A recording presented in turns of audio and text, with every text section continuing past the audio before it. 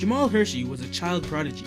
In his 8th year of schooling, he wrote the poem now known as Egg, which earned him both a 90% grade and the admiration of his peers. Achieving high marks in art classes until his graduation in 2001, Hersi was a phenomenon that seemed to be unstoppable. But you'd never know it to look at him today. Hersi's strange career was one full of unanswered questions, ambiguous relations, and broken dreams, which I saw as something that needed to be fully explored in the public eye. Inside this documentary, I will take you into the seemingly warped mind of this controversial young man. My name is Dean Nair, and this is Living with Jamal Hersi. My first impressions of the Hersi residence were both of fear and amazement. At first glance, the house seemed normal, but upon closer inspection, the house numbers were crooked. But this was to be only a mild precursor to what I would find once I entered the domicile.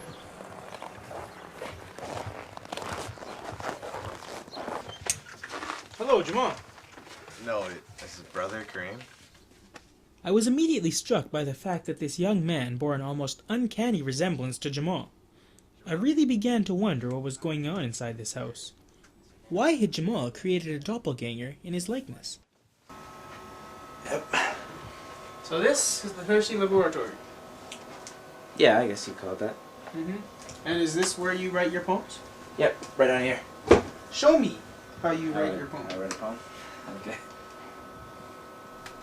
Jamal displayed an almost animal-like instinct with the keyboard. It was almost like an extension of his being, and the fluidity of his movements both surprised and gave me an unsettling feeling. I could clearly see that after all he had been through, Hersi still had the creativity that had flourished throughout his youth. His remaining talent left the question, what exactly was stopping him from the fame and fortune that had eluded him so unfairly? I would soon find out. So this is more or less like the basement den area down here. I've kind of customized it. Here's my comic collection down here. How many do you have? I'd say about 300. I was disgusted. A grown man holding on to over 299 comics. Clearly, Hersi had issues. I knew I had to approach the subject delicately, but I had many questions, which needed answers. Mom needs you to come show the snow right now. The walk? Yeah. Okay. Yeah. Can I speak to your mother? I think she's in the shower right now, actually. She's in the shower? Yeah. Maybe later on. My suspicion grew. She's busy. Why wouldn't they let me speak to the mother? What were they hiding? We gotta get this done. I sensed a I don't know if confrontation you guys was want to get imminent. this on film or not. But before this, an alarming incident would take place right before my very eyes. This isn't your walk. That isn't your walk, is it? That's actually the neighbors over there, but You're shoveling your walk onto theirs. yeah.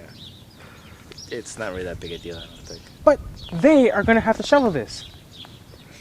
Yeah, I guess. I'm not too worried about it. It's just snow. I was stunned.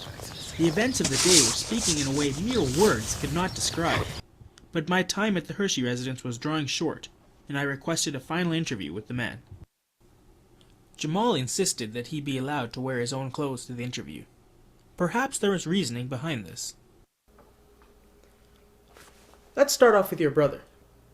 What about him? Come on. Come again? Well, for starters, there's the startling congruity in your appearance. There's a similarity, I guess. Now, Jamal, it's not just a similarity. There's an out-and-out resemblance. An out-and-out resemblance? Have you ever seen a pair of brothers that don't resemble each other? I mean, we're from the same... Jamal tried to play it off, claiming that the resemblance stemmed from them having the same mother and father. I wasn't so easily convinced, but I knew I had to proceed, as there were more pressing, disturbing concerns that needed to be addressed. I noticed that your room is right beside your brother's. That's just how the house was built. Do you find it appropriate that a 19-year-old man has his bedroom across the hall from a 16-year-old boy? It's not... It's just the way the house was built. Like, we just picked those rooms and we got... My mom is across the hall from me, too. You know, all the bedrooms are in the same area. They're in the same hallway. I held my tongue. It was almost as if Hersi was oblivious to the connotations that lay behind these inner workings. But my questions had clearly struck a chord with the man.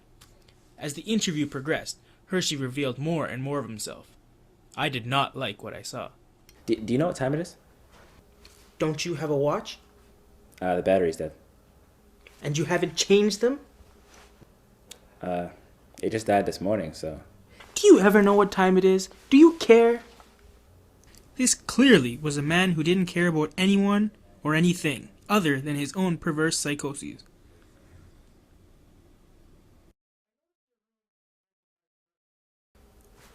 Why wouldn't you let me see your mom? I think she was in the shower when you asked to see her. You can see her right now if you want. Please. You sure? Because, like, you're kind of making a big deal out of it. If you want to see her, she's right down that hallway there. Jamal insisted that his mother was now available, knowing full well that an interview would be impossible at this late hour. I was seeing what was going on here, and I had to confront him face to face. His comic book collection was something that initially disturbed me, and I felt now was the proper time to address it. Your comic book collection. What about it? It's excessive. Not really. 300 comics is a bit excessive. Did you always collect comics? Actually, my parents wouldn't really let me read comics when I was a kid, so I really didn't start buying them until I was older. I see. Jamal's comic deprivation had clearly damaged his inner psyche beyond repair. This was a broken man who had managed to tape himself back together. There was nothing more I could say without the risk of breaking him again. The interview was over. As I left the Hersi residence, Jamal remained behind, content to be in a different world and a different mind. My visit to the Hersi residence had changed me. The questions the world had asked about Jamal had not been answered, and probably never would be. I had seen a side of a man, a child, and a monster. Hersi is a man who could not be fully explained by either his admirers or his detractors. What remains of this once seemingly flawless young man rests in shambles, and the only observable question we can ask ourselves is, will he ever return to our reality? Or will he remain in what I like to call Hersi land? Only time will tell.